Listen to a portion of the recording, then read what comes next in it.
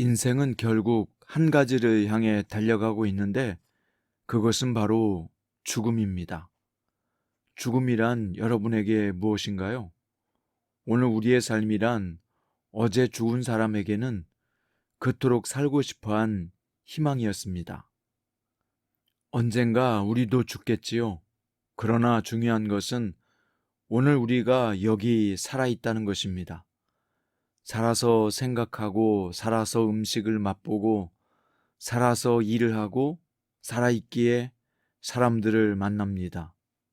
오늘 말씀은 죽음을 생각하며 삶의 의미를 되새겨보는 시간이 될 것입니다.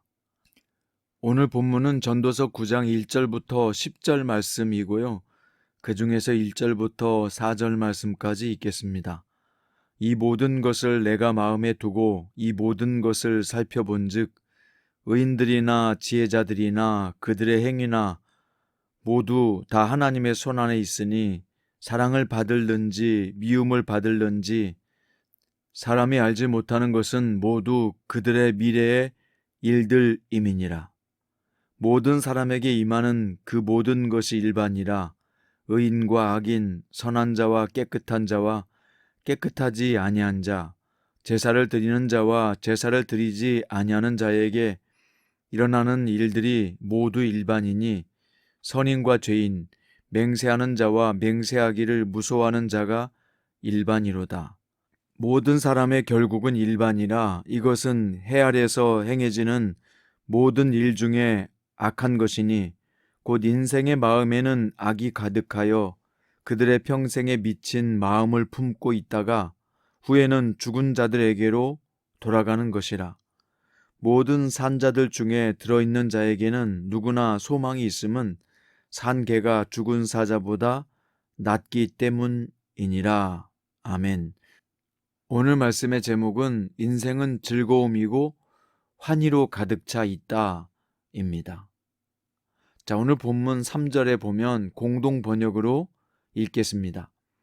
모든 사람이 같은 운명을 당하는데 하늘 아래서 벌어지는 일 중에서 잘못되지 않은 것이 무엇이 있겠는가?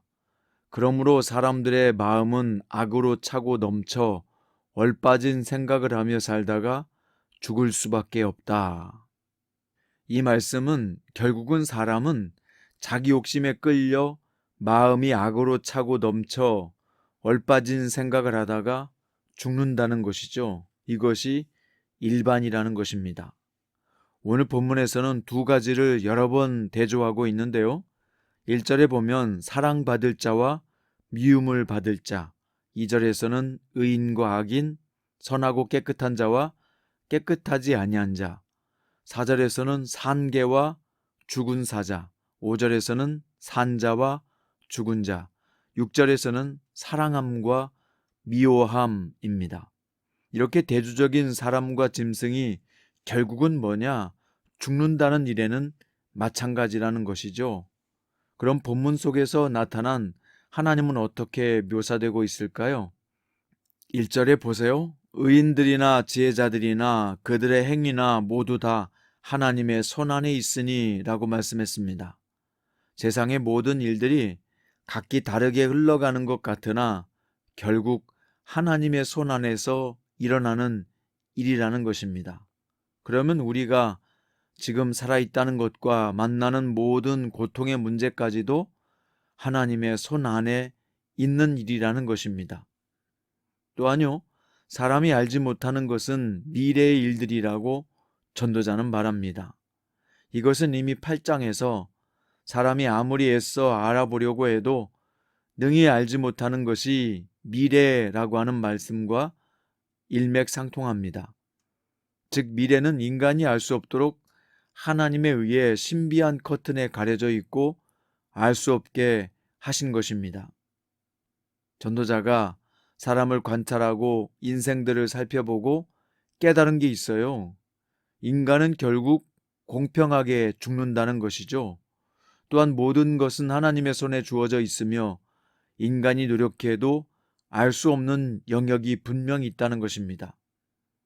자, 그런데 2절과 3절에 보면 전도자는 수많은 인생들이 하나님의 존재를 알지 못하고 마음에 악이 가득하여 평생 미친 마음을 품고 얼빠진 생각을 하며 살다가 결국 죽음 속으로 소멸해서 사라지고 만다는 것입니다.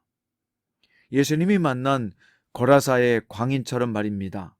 미친 마음으로 헛된 것을 품고 경쟁하고 시기하고 질투하고 싸우며 살다가 결국 죽을 때는 하나도 못 가지고 허무하게 사라지게 된다는 것입니다.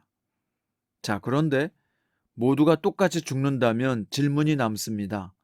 왜 내가 살아야 하는가?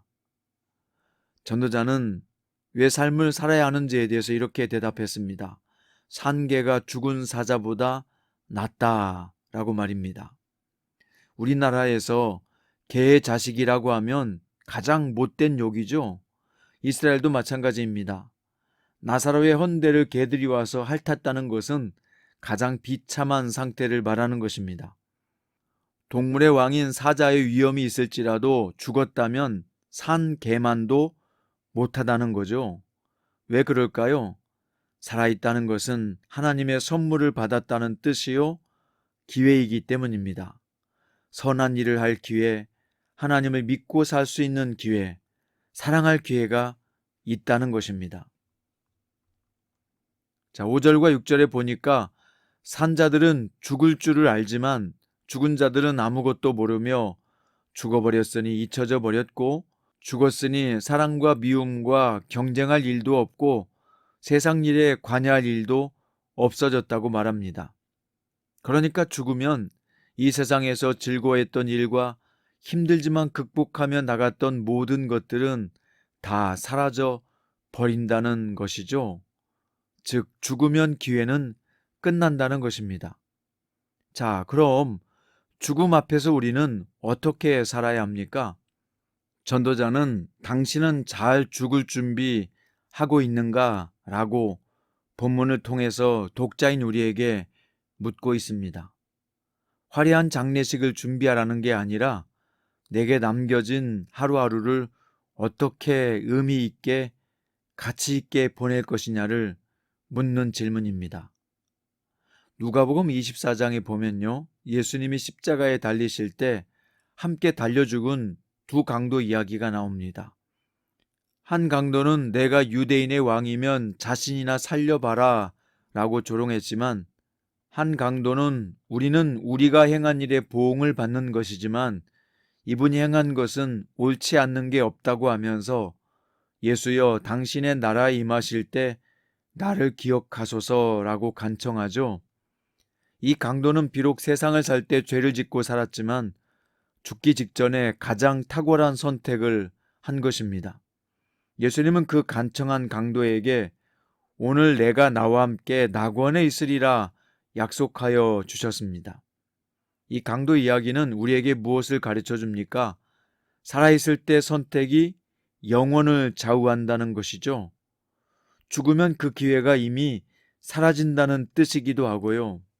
오늘 전도자의 말씀이 이와 같습니다. 우리는 이 말씀을 마음에 간직해야 합니다. 전도자의 가르침은요, 살아있는 우리의 삶에서 얻을 수 있는 진정한 보화들을 발견하는 보물지도와 같습니다. 그것은 무엇일까요?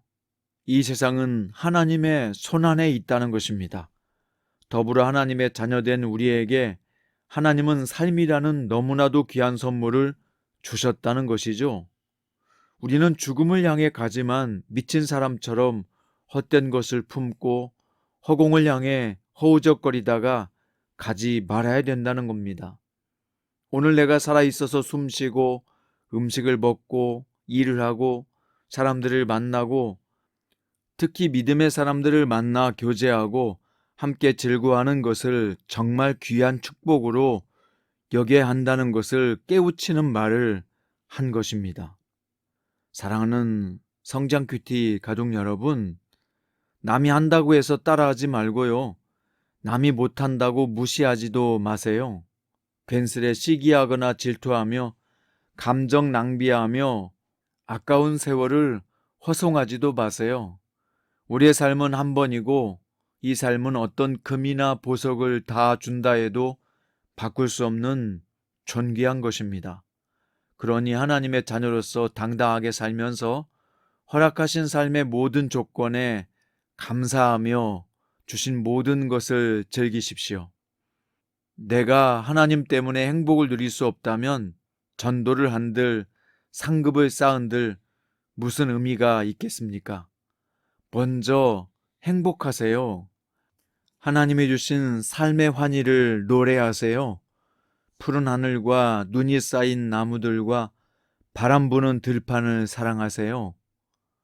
나에게 만남을 주신 것에 감사하시고 가족과 친구들과 신앙 공동체를 주신 것에 감동하십시오. 무엇보다 강도 같은 나의 죄를 용서해 주시고 오늘 죄인에게 낙원을 허락하신 예수님의 은총이 나에게도 내려왔음을 찬양하십시오. 오늘 죽어버려 육신적으로 아무것도 느낄 수 없는 죽은 사자보다 비록 형편과 상황은 어려워도 살아있다는 것에 경탄하십시오. 집을 사는 큰 즐거움보다 커피 한 잔의 맛에 행복하십시오. 걸을 수 있음에 감사하고 아름다운 음악을 듣고 운전을 하고 맛있는 점심을 먹을 수 있게 하심에 고마워하십시오. 오늘 하나님의 손안에 살아가는 여러분에게 일상의 행복으로 인해 환희가 가득 찬 하루가 되시기를 예수님의 이름으로 축원드립니다. 기도드립니다. 성령 하나님, 오늘 저희의 마음을 엽니다. 저희가 하나님께 받은 이 삶이라는 축복을 충분히 누리고 살아왔음에 감사하며 선한 하나님의 사람으로 살아가게 인도해 주시옵소서. 오늘 또 주님 안에서의 삶은 행복이고 환희이며 충만한 기쁨입니다. 이 기쁨을 주변 사람들에게 소개하고 전달하는 행복한 전도자로 살게 해 주십시오. 예수님의 이름으로 기도드립니다.